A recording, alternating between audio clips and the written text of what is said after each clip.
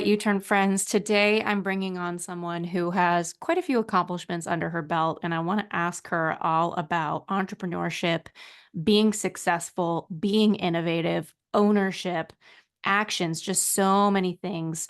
Her name is Liz Elting. She's the founder and the CEO of Elizabeth Elting Foundation. She's an entrepreneur, business leader, best-selling author, linguophile. You all know I love a good language person, philanthropist, feminist, mother, most importantly. And after living, studying, and working in 5 countries all around the world, she founded TransPerfect out of an NYU dorm room in 1992. She served as co-CEO all the way until 2018. And if you don't know about it, TransPerfect is the world's largest language solutions company. They have over $1.2 billion in revenue. They have offices in more than 100 cities worldwide. She's received many awards for her business, her public service, even American Heart Association giving her an award, different women's alliances giving her. I mean, there's so many. There's too many to me to even list. And she's the best-selling author of a book called Dream Big and Win, translating passion into purpose and creating a billion-dollar business. And the timing of this interview for me is so personal because I've been building my agency, building my startup. And, new level, new devil. Every different level of business, you got something new you're facing. And with it comes questioning yourself. With it comes, am I good enough? And all the things that come up. Am I really innovating? Can I sustain this? And so I'm really excited to have Liz here. Liz, thank you so much for coming on the show. Oh, thanks so much for having me, Ashley. And that's so interesting what you said. I've never heard that expression, new level, new devil. That's very, yeah, a right on. Yeah. Yes, that describes it well. Yeah. Yeah. I'm so excited to have you. Any woman who's been in business for this long, especially when you popped on the Zoom screen, you're so enjoyable just the first minute having you.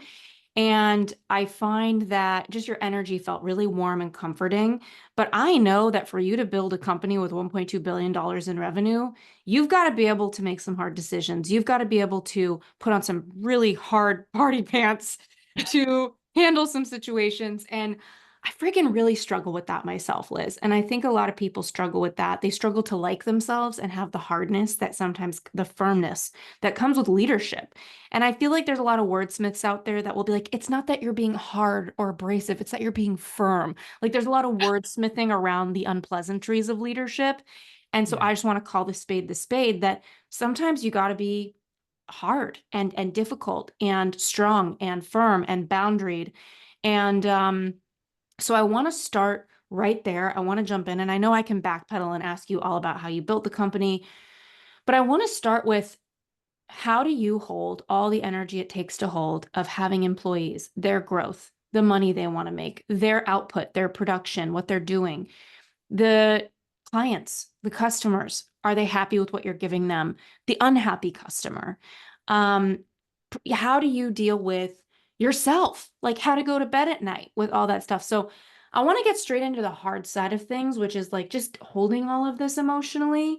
What has been your way out of those heavy emotional dynamics with humans?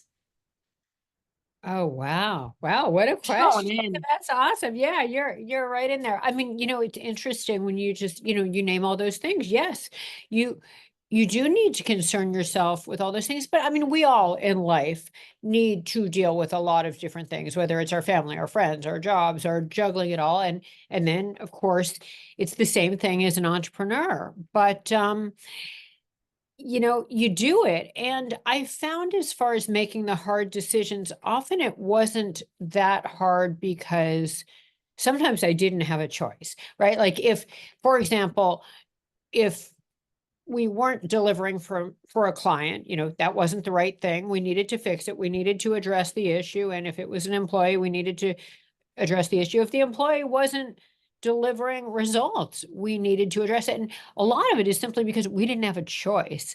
I mean, you need to, obviously, you can't let the client down. Obviously, you need the money to pay the bills. So often that drove what happened. And I think it's mostly about doing it in a firm but kind way. So you do what you have to do, but you do it with kindness. You don't attack the person and give them bad personal feedback, but just say, this is the situation and it doesn't work.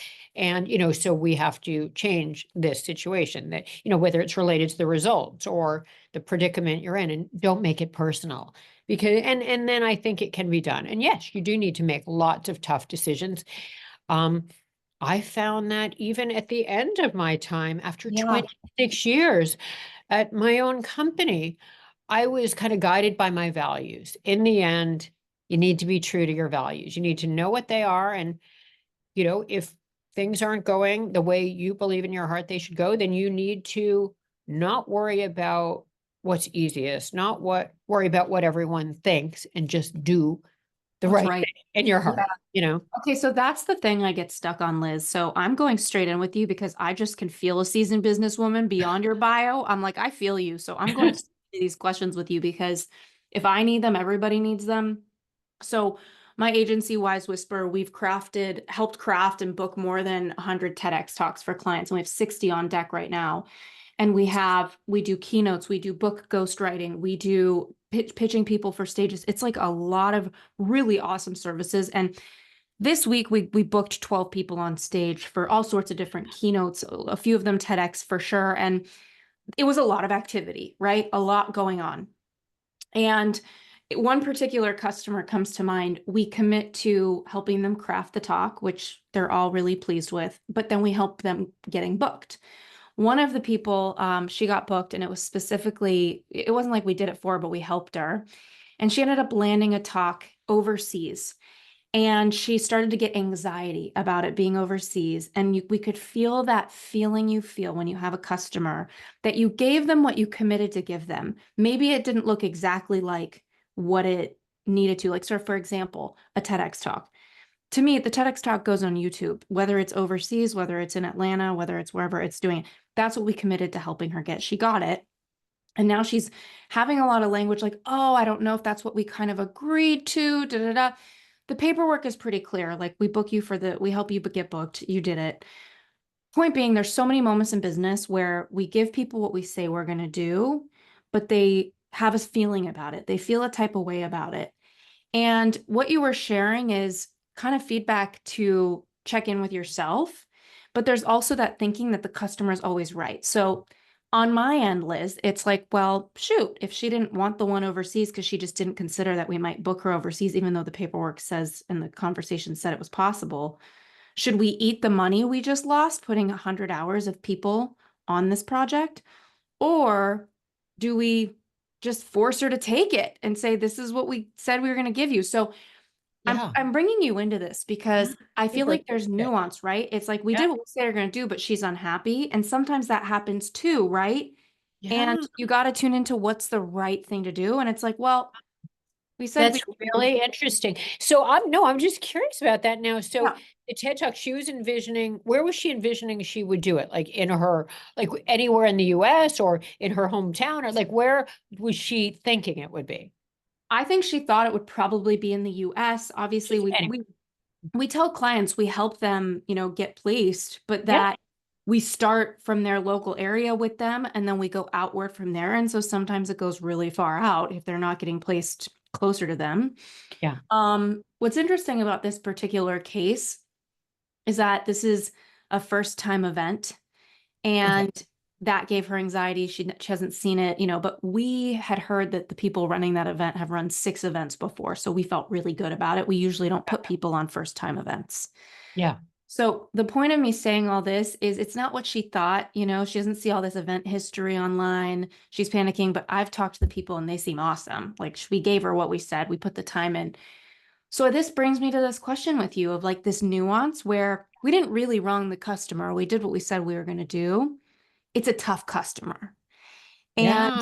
I think a lot of people relate to this because I think a lot of coaches, especially, they do the sessions and maybe the customer doesn't do their homework. They don't show up presently for the work, right? Or there's a lot of subjectivity in business, right? Like, how do we help people with that subjective liminal space of like, the client's not happy, but we didn't really do them wrong? Because I know it's easier for you to give me content on what do you do when you're wrong and the customer's right? Right. What do we Right. do when you're right and the customer's right? And you're So But in your written agreement, you're saying it could be done from wherever Yeah. you book it. Yeah, Yeah. and you just didn't read the fine print Yeah. carefully, right? Yeah, no, I mean, I know you want to, I mean, that's an excellent question. Do you just eat the cost and start all over with her? Or do you say, no, this is what we agreed to. It's in the contract and we need you to pay us for this, right? That's the, but you think you can convince her, like talk to her about, first of all, do you cover the costs of getting to the location? No, Okay, so no. is it partly the expense that she's concerned about? I don't think she's concerned about that because we're a pretty high-end service, and so Yeah, she invested in this wanting yeah, the help that we give. But I think yeah. she feels just I think she's an anxious customer, and this really brings us into customers in general. Is there's some customers, I mean, when you're in your purpose, you have those good moments where I have 5 customers sending me crying voice messages like they can't believe they get to give this talk we help them book and help them Wow. write. But then there's other ones where they're just anxious and nothing is ever enough.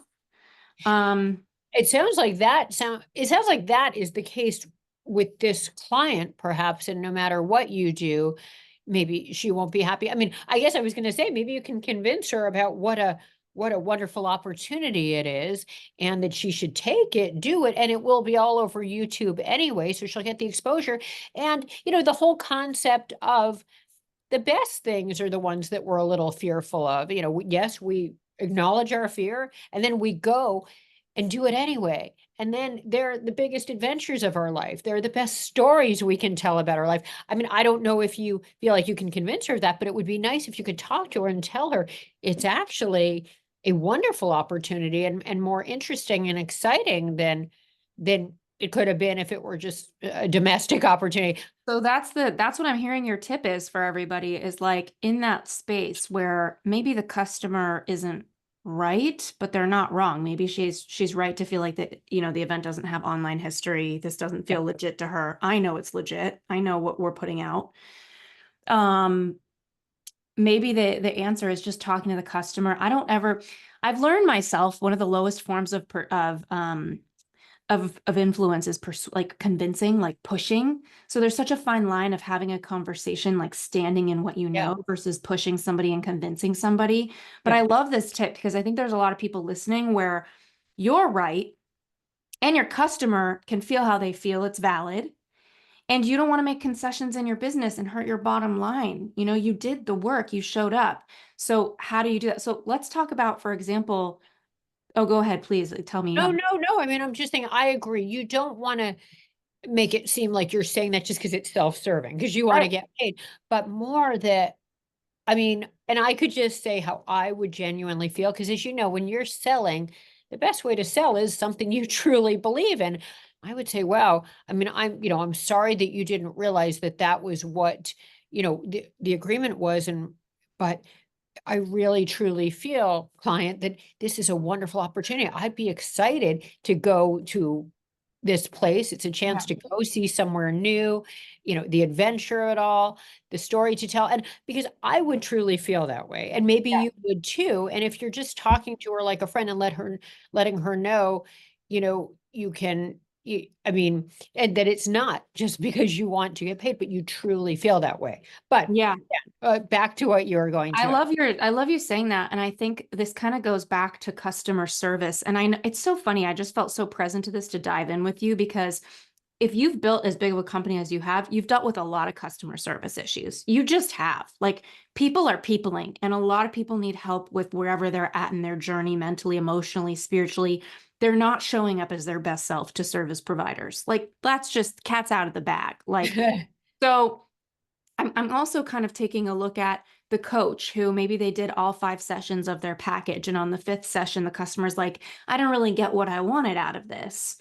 I want a refund. And the coach, they did the work. I think this happens all the time. And it's not because the coach themselves is the problem.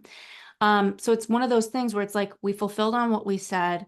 The customer subjectively decided it's not good enough. I love what you shared, having a conversation, maybe Yeah. making some sort of concession to make it right, but not hurting your bottom line too much. It's just been really fun to talk to you about that. Um, Go ahead, please. Yeah, related to that, that's interesting because, yeah, I mean, if you put in all these hours, you really deserve to be paid for it, and you should be. One thing I found that we would do if we made some kind of mistake, but it was subjective. It was like in your case, it wasn't a mistake. It's her subjective call, which according to the agreement, you did the right thing.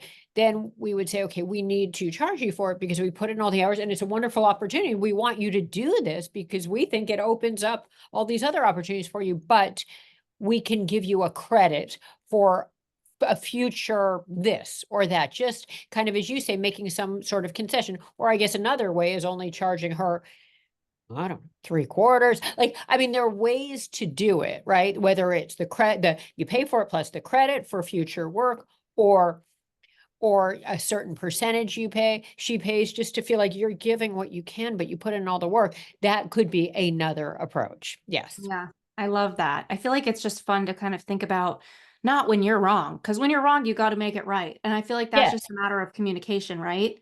But when you're kind of right, and they're maybe right too, because they feel how they feel and it's subjective, I think we live in such a gray world where customers get to decide if something was valuable for them, even if you're excellent. And I mean, if I'm a straight shooter with you, Liz, we've had 55 customers the past 12 months, and I would say 50 of them are thrilled with us. And then five of them, probably three of them think we're not good writing. Maybe two of them think that we have bad operations, you know, because we didn't get back to them. I don't know. We're all doing our best, and we live in a world where there's not a lot of space for humans. I think of last week, I had a new person starting. They sent the wrong email to the wrong person. The customer was really upset. I want to give this human being grace. So I want to talk not just about customer service issues, but managing people and giving people space to grow, giving people space to learn. And a lot of the times that comes at the cost of an organization for you as a leader. Like John Doe, who's on day one, is not going to be good as Sally on day 35 or day 300. So how do you navigate your mindset and your grace with new talent, choosing talent? Like, what are some of the thoughts that you had in building your business around this? Yeah, no, and you're right. Yeah. I mean, everything you're saying, I totally can understand. To the extent when the new people are there and you can have someone check their work before it goes out, just to, prevent problems before they happen because they're new, and who knows, maybe they're bad at spelling last names or company names, and you identify that during that time, or they're, whatever, they're not detail oriented, and you can really address that, nip that in the bud. Because I remember even with detail, things like that, which, as you know, it's all about the details. You can't get those things wrong, or repeatedly you can't. We had some people who in the early days, I remember we would look at their work before it went out, find all these mistakes, tell Oh, them, fix them, and you would think someone like that can never be changed, but no, they were able to change by getting that feedback and just being a lot more careful. So to the extent you can have a second eye on their work and kind of standing over them just for the early days, whether it's a week or a month, I don't know. Now I know that is not so easy, but to the extent you can inspect their work in the early days and then address it so it'll prevent those mistakes going forward. That's one thing you can do. But another, I'm trying to think beyond that, because I know some things you've just got to let them run with, and they will make a mistake or two.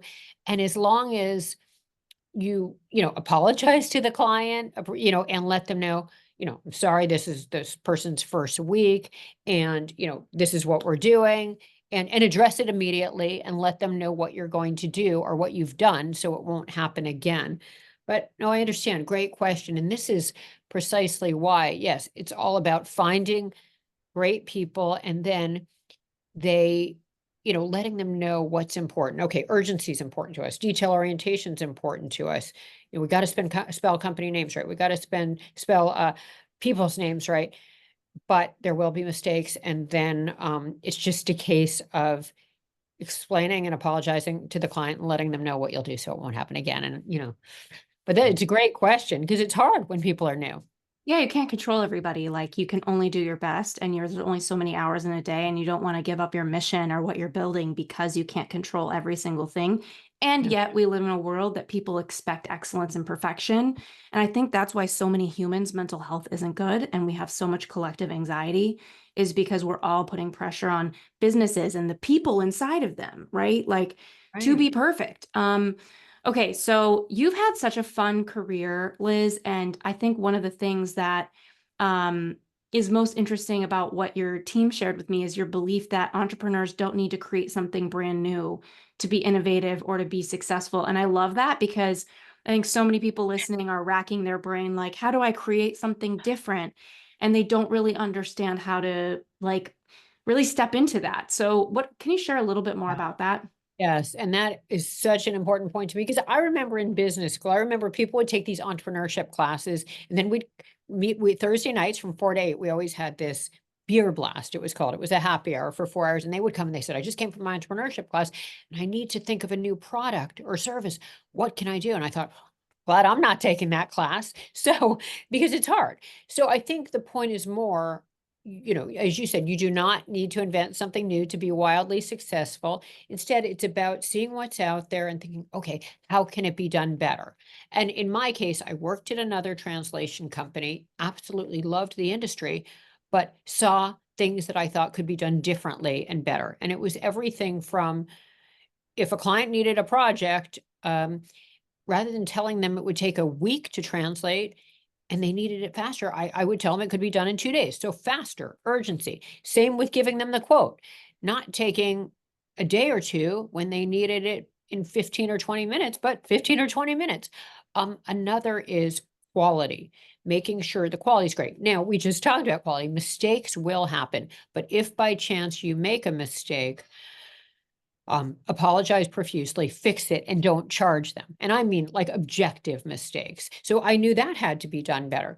Another thing that had to be done better is any kind of deliverable, not just giving certain kinds of deliverables or working in certain kind of projects, but being amenable to the types of things they would need. And then another thing was innovating. So these are, constant innovation. These are some things that I believed in being done differently. But I like to mention Steve Jobs, the iPhone was not, he wasn't the one to invent a smartphone. There were other smartphones out there before him, but he did it, Apple did it differently and better. And obviously, that's a great example.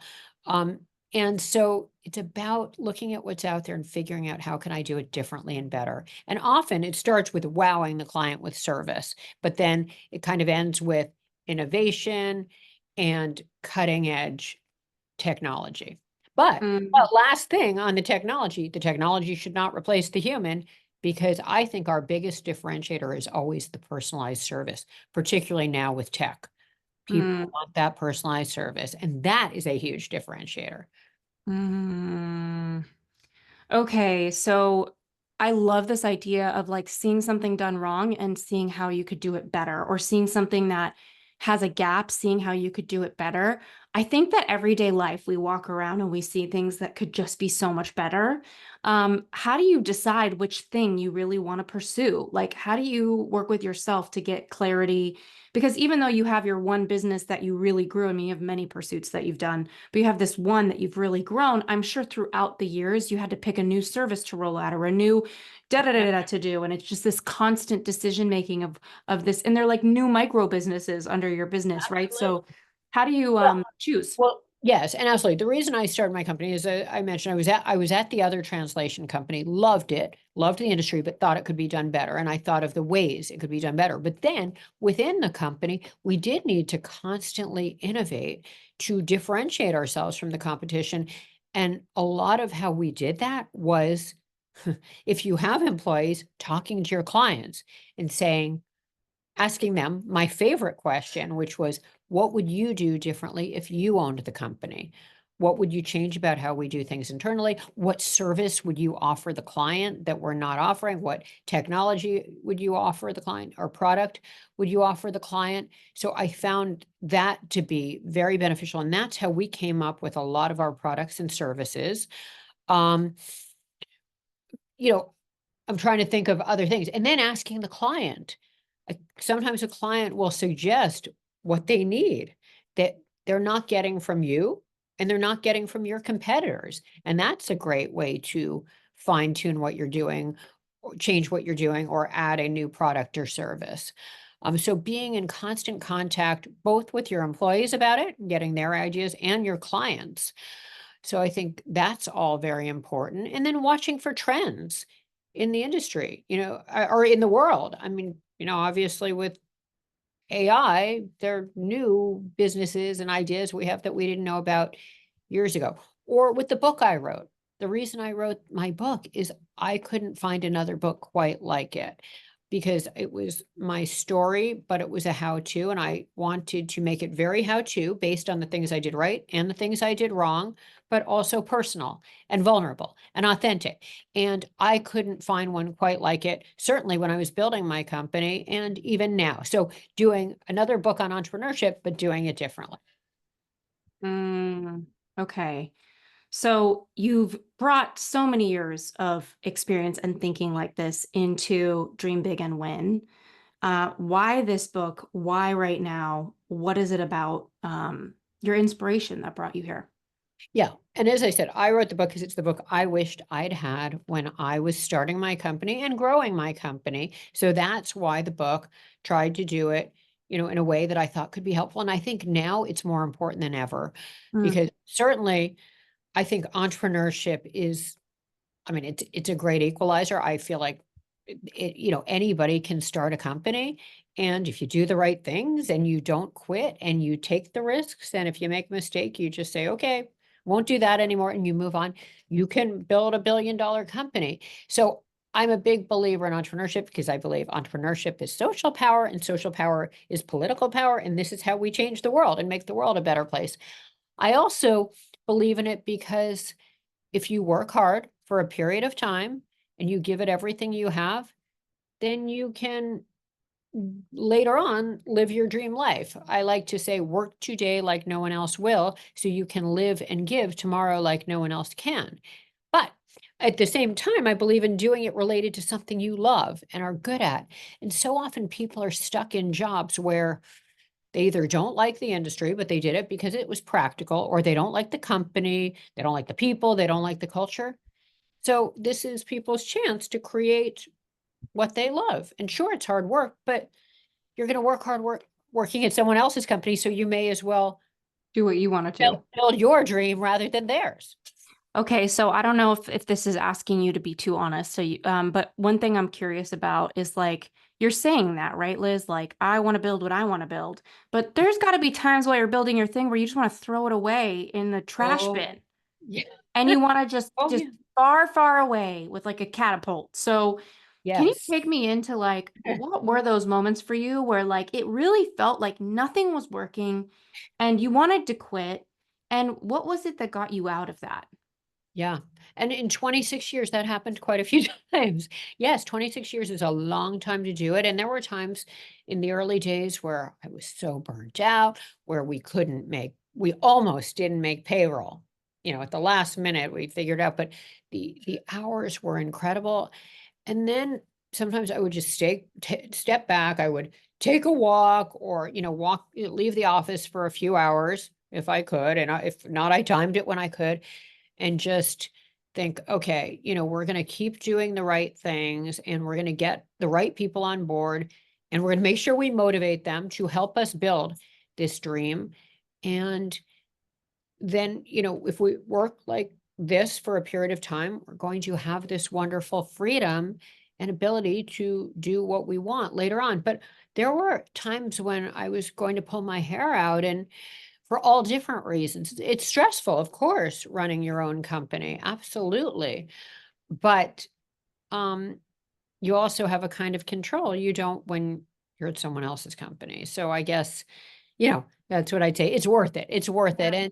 Yeah. And, because if you don't do it, if you never tried, then that's a risk, right? You might always wonder, what if I had? Yeah, It's yeah. very rewarding. I'm guessing the early years of building your company were so different than the later years. Like what the Yes, company so needs at the different. beginning is so different than later. What were some So of the different. key things you did at the beginning that you think really set it up for success that you would want any new entrepreneur to really be thinking about? Okay. Well, I feel like a lot of entrepreneurs now focus on funding. How do I get funding? It's always about funding. And I say funding is vanity, profitable revenue is sanity, meaning don't put the hours into creating that beautiful PowerPoint, that perfect deck that then you're going to be finding people who you can send it to who could potentially invest in your company. And of course, most of them don't. And then if by chance they do, then the pressure is on you to deliver and sell, and instead put those hours into selling to your clients. And that's how we did it. And we focused on revenue from day one, hardcore sales. In my case, it was making, hundreds of phone calls a day, sending out hundreds of letters. That was a long time ago. Now people wouldn't do the mass mailing with the letters. In the phone calls, I probably not, but emails now, LinkedIn messages now, social media can be used, obviously very cost effectively, but intense sales activity and then networking, um, and building your revenue. And then making it so you develop a world-class sales team as quickly as possible so they can continue to build the revenue and the sales. Because obviously, if you don't have the sales, you run out of money and the company goes out of business. So doing that early on and incentivizing these people like owners. Um, so I think those are some of the things I recommend people do. Oh, I mean, another thing I always say, because I did it wrong, was when I started, I was young and broke and in love with my boyfriend who I started my company with. And Wow. because we had no money and we're just starting the company, we did it without an attorney, without an accountant, and we didn't have the proper paperwork. And we ended up starting as 50-50 owners without a shareholders agreement. You Mm, can't do that. If you mm, have any business partners, you need a proper shareholders agreement. And this is super important to define roles, responsibilities, decision making, dispute resolution, what happens in the event of death, disability, divorce, and a buy sell provision. This was a big deal for us because we were romantically involved. Then we broke up and we still didn't have this agreement, and I couldn't get him to sign one the whole 26 years. So, but the problem is we were 50-50 owners and there was no clear decision maker. You can't do that if you have a partner or partners. That doesn't work. So you need to make sure you do that properly. Um, I mean, there are a lot of other things. I would focus on selling and then wowing the client with quality and service so they keep coming back and they refer others. I would make sure you do charge enough so you're not just spinning your wheels, value what you're doing. In our case, we needed to make sure we had a minimum charge or we would have, never gotten to the next level, with all the different levels. And of course, hiring great people. And good people are hard to find, so you really want to make sure you spend the proper time finding the people and looking for the right qualities and sharing your values and make sure their values are similar and then make sure they are smart, motivated overachievers who want to build the company that you want to build and then incentivize them properly and create a culture, make yourself an yeah. employer of choice. So those are some of the things. Yeah, I feel like it's the bigger, my team a year ago was just me and two people, and now it's 25 of us. And Wow. so it's been Congratulations. thanks. It's interesting, Liz, because in one way I'm so successful at this. Like I feel like the work we're putting out is beautiful and breathtaking speeches. Books, our chief ghostwriter, he helped write Conversations with God. I mean, it's just potent work going out, but on the other hand, I don't feel successful at all. I feel like I'm grinding. I feel like I'm hustling. And it's not that I'm not hustling for leads. People are coming and finding us, right? Wow. I'm not That's hustling amazing. for sales. I mean, you got to work on your marketing and your numbers and da da da da. But I feel like my real hustle is in productizing things. Like people come in, they're like, "Hey, I want a book written for me. How does that look?" And it's like, "Oh gosh, like I'm a duck. I gotta outline how we're gonna do that. It's a new Yeah. service, but we can do it, right?" My hustle comes in my team, right? Like they forget something, I pick it up and do it because it's faster for me to do it. Um, and sometimes you just want to kind of like, and you caught me on a tougher day because with 12 people getting booked this week, it's like the demand of people on me is higher. Yeah. People want a lot. And I guess I'm trying to figure out like how have you worked with yourself to feel successful? Because I feel like we live in a world that it's always more, more, more. And I'm noticing myself, I'm like, wow, what a success. We built this multiple seven-figure company in 12 months with a huge team that I'm super proud of. But I literally on the weekends, like, and most weeks I'm loving it. But there's some weekends where I'm like, I just got to lay on the couch and like stare at the ceiling, So Well, how good. You deserve to. yeah. Yeah, but You I wish deserve I that wasn't in break. a spot of, like, I feel dead inside versus, like, you know what I mean? Like, Yeah, depleted. no, and I know what you mean because I felt burnt out in the early days because you're in that tough time Yeah, where you're growing, growing, growing. It's the growing pains because you're getting this business, but you're the common denominator and all. You're needed for so much of it. And so, well, I guess it's about, outlining what you want to accomplish each day and each week and then being intense during those hours. So coming up with a plan, you can do it either at the beginning of the week, but also the night before when you shut down for the day, and you should make yourself shut down if as long as you feel you can, because otherwise you are going to burn out. And shut down and just come up with a plan on what you want to accomplish the next day, and then walk away from your business and your emails and your phone and all of that, and have the time with your family or your friends or your kids or whatever it is. Okay, but so that's one thing, and then be intense during the day and accomplish what you need to. But also, it does seem like you need to have like standardize. yeah, What do we do if someone comes to us for a book? Okay, what's our process? And then once you do that, it becomes so much easier. You're in these early days, like the first year or so, or yeah, if you're approaching your second year, where you don't have a standard proposal for this and for that and for this, and you just yeah, need this is so it will get exactly. better. It'll get so much better after you have those finalized, and then you just have a template you use for each thing. It gets so much better, and then you can really move ahead without as many crazy hours. And then, of course, make sure you delegate the stuff that's delegatable, that Yeah, you're not, that's more clerical, more repetitive. yeah. Make sure you do delegate that. But yeah, you're in a tough time, but just stay with it because you're doing so Oh, well, thank and you should you. be so proud of yourself I'm because not gonna the give up, hardest but part is over. definitely No, yeah, I always say hardest the part is first over. million is by far the toughest. It's harder to get from 0 to $1 million in revenue, and I don't know exactly what your revenue is, than to get from 1 million to 600 million. Like, it's because of all the things we're saying.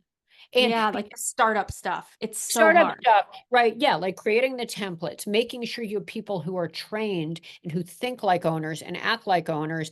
And, you're just in those early days where you're not there yet. But the longer you're doing it and you have all these things in place and you have the right people in place, then it'll get so much easier, and the hours will become much more manageable too. Yeah, definitely. I think it's training too. Like we have a new salesperson, and like every time I turn around, it's like a customer wants something new, and I need to explain it because that's what she needs. And that's actually one thing I see with a lot of leaders is I used to have a coaching practice for 12 years, Yeah, and I would see a lot of leaders, there was a bit of ego where sometimes they would be irritated, people would ask them questions, and I would have to kind of like help them see that. Like if you're hiring people to help you and they have a question, it's your job to answer their question and be happy to answer their question for them to do what you ask them to do. So absolutely. sometimes leaders are drive-by delegating, and I try not to do that. And I think that's why the burnout is kicking in, is because I want to answer every question. I want to get this right. I want to be excellent. Um, and yeah, I think that Well, you're yeah, but also you should answer the questions, but they should also have to, solve their own problems too. Like, you give them the info they need, but if you're having to do every little thing, then there's no point having them. So, you hire smart problem solvers, you give them the info that you would have that they may not, or the training that you need to that they don't know, but then let them take it to the finish line. And in the early days, yeah, it'll take longer than it would take you, but it's worth it because they're learning, they're doing, they're growing. And then over time, they'll do it as fast as you, and you will over time find people who are, maybe you already have, but like so talented. I mean, had an easy time hiring people who were smarter than me over time. Like in the yeah, early days, I was the one who knew about the industry and knew what we needed. But later, you hire people who impress you, and Wow. and they can get things done that you maybe couldn't, or faster or better, Yeah. Yeah, Yeah, one thing about this podcast that I've always appreciated is I just show up so honest on it because I yeah. know that if I'm having a hard day, somebody listening is, like we're just all one. How And do we've you all been through the things you're describing, and it gets better. It truly does, but you have to stay with it during the tough times to get to the other side. Yeah. Yes, it's so true. And I know that you talk in your book. And by the way, we have you for at 11:45. Can I keep you till noon, or do you have a hard Oh, stop? sure, Okay. sure. Okay, cool. I'll ask you more then. I was just reading about how you talk about ownership and what a core value that is for you, whether you're an entrepreneur, whether you're an employee, like what does it really mean to have ownership? And I love that I'm asking you this because we started with how do I take ownership with a tough customer when Yeah, I'm on the wrong, right? That's an ownership thing. yeah, Um, and there's so much nuance to ownership. It's not always black and white of you're just right. own it. You take responsibility. Sometimes people are over responsible. Sometimes people are under responsible. So tell me a little bit about what that really means to you and how people can bring that into their world. Wow. Well, as far as an owner, acting like an owner, yeah, you want to hire people who act like owners. And I think it starts with integrity, right? You want someone who's honest, who's, if they see, and I talk about this in the book, if they see someone stealing money out of the cash register, they're going to act the way you would act. They're not going to be like, "Oh, okay, well, can you put it back? Okay, see you tomorrow." No, they're going to care like it's their money. So, I asked that cash register question that I talk about in the book, but you want to hire people who treat the company like it's their own, like the money is their own, like not to steal, but to look after, to protect. And then the quality is there, the service is there, the clients are their family. Like, you want to teach them all this, and the way you do it is you incentivize them that way. So you pay them in a way, the way you're paid, where if they're delivering results and in sales, it's obviously revenue and profit. They make more than they would elsewhere. And if they're not delivering, they make less, and eventually they leave. And then as far as on the non-sales side, you give them milestones that you would give yourself, and you teach them to do it, but you incentivize them the way you're incentivized. And you also share with them what the ultimate goal is. In our case, it was to become the world's largest company in our industry. You may have a goal like that, or you may want to be the largest in one particular area, or you may want to be a pioneer in one particular area. But you share that with them, and then you incentivize them to help make that happen. And part of it is incentivizing them to innovate, to Mm, give you ideas for what would they do differently if they owned the company, mm, or how would they innovate if they owned the company, and then reward them for it, let them own it, maybe open up that division um, that does that. So I think the key is just letting them know what the goal is, and then letting them know you differentiate yourself with quality and service, and then letting them run with it, mm. and provide that quality and service. And then, of course, the revenues, profit, and growth come. But I'm speaking in a general way, but that's you just treat them like owners, and I Yeah. think every good employee acts like an owner. I love that so And tell much. them you don't want them to be yes people. Tell them, what could we do better? Tell me what we could do better. What could we do differently? How could we innovate more? You really want that. Yeah. I love that so much, and I feel like my team, I'm so grateful for them. Like, they're just such brilliant beings, truly. I feel like people say that. It's like a nice soundbite. I have a great team. I have a really good team.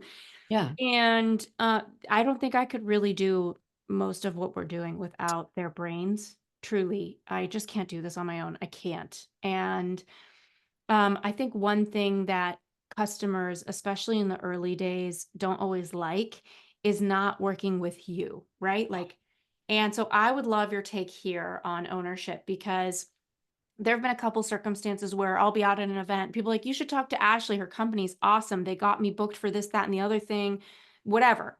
The person will come over and I'll take the Zoom because it's a friend of a friend. Like, I'm happy to take it.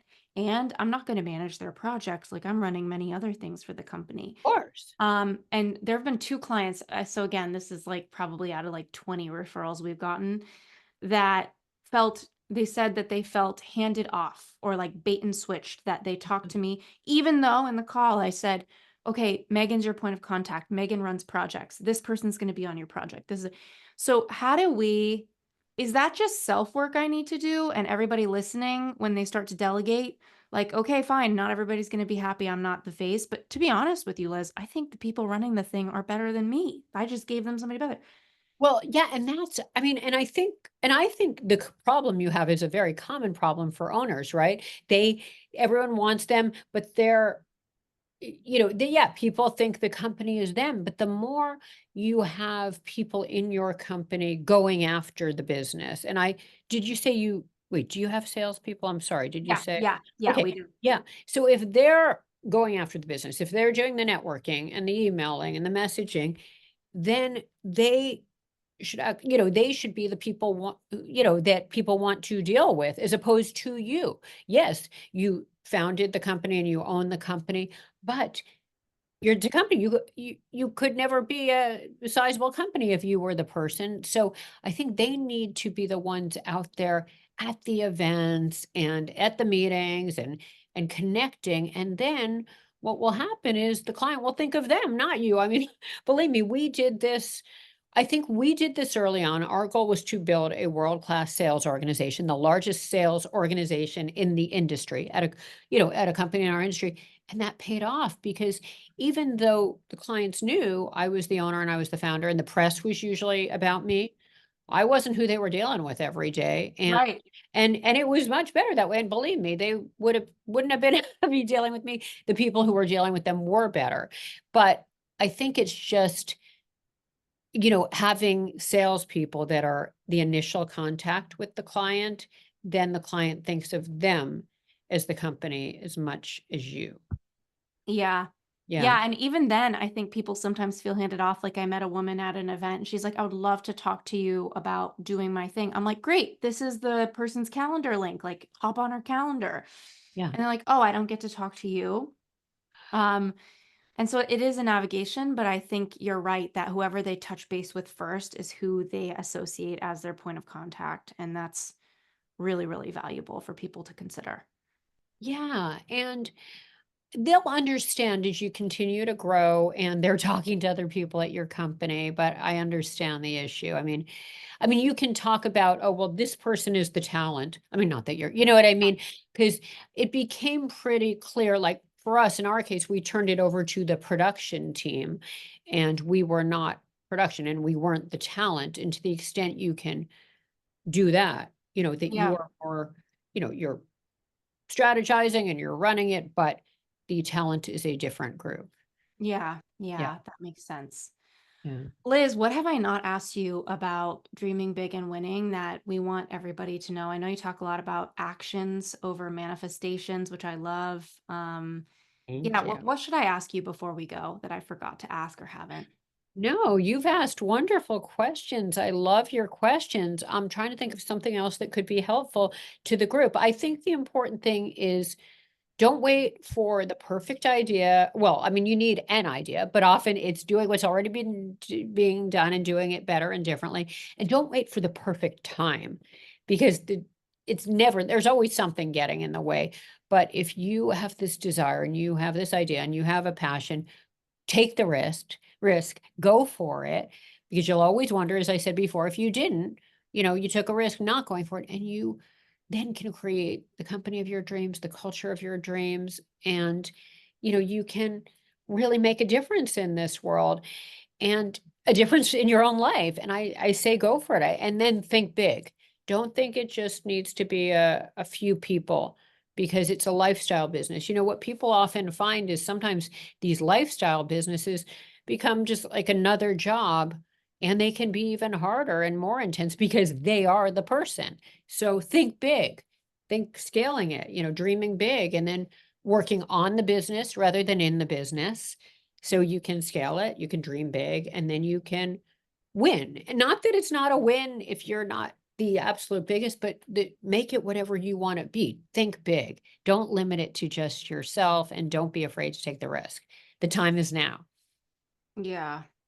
This has been so awesome. I'm taking notes as you're talking. Oh, Thank you for your heart. Thank you for your hard work. Thanks for reminding everybody listening. You got to just work hard, stick through it. Sometimes you don't enjoy it. For holding the vulnerability with me. And where can everybody find you, learn from you, and grab your book? Thank you. Well, I'm on all 5 platforms. So, social media, not basically the 5 I mean are LinkedIn, Instagram, Twitter or X, Threads, and Facebook, and Amazon. It's on Amazon, and the hardcover, the paperback's coming out in March. The Audible version is on there, and then also in retail stores as well, like Barnes and Noble and others. And Mm, then also I have a website, lizelting.com, and my foundation has a website, elizabetheltingfoundation.com. But the book Dream Big and Win is online. beautiful. Thanks so much, Liz. Thanks so much to you, Ashley. I loved our conversation. Me too. Thanks.